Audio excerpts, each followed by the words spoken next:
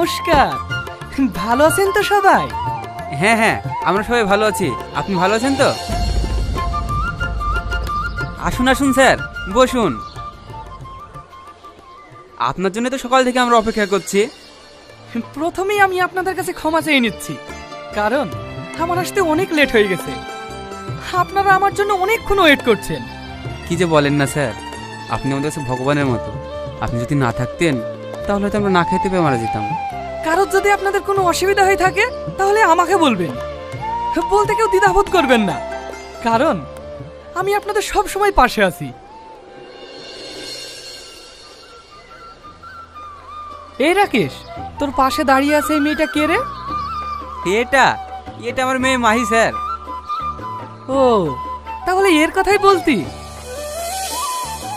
এই মাহি, এদিকে আয়। কিছু বলবেন স্যার? হাই হাই, বেশ বড় হয়ে গেছিস তো। কালকে তুই আমার বাড়িতে যাবি, তোকে একটা কাজ দেব, ইনকামও হবে, আবার পড়াশোনাটাও করতে পারবি।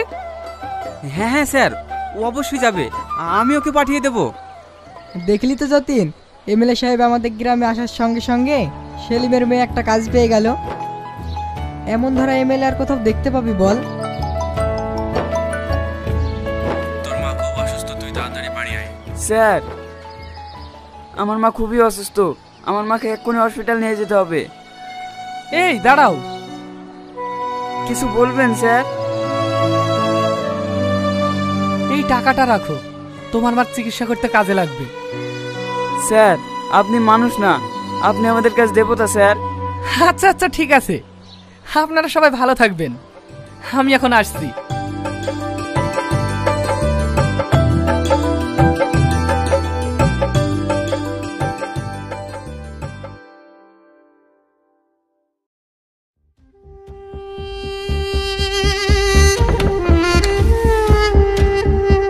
আরে মাহি, হাই আয় আয়, তোর জন্যই তো বসে আছি।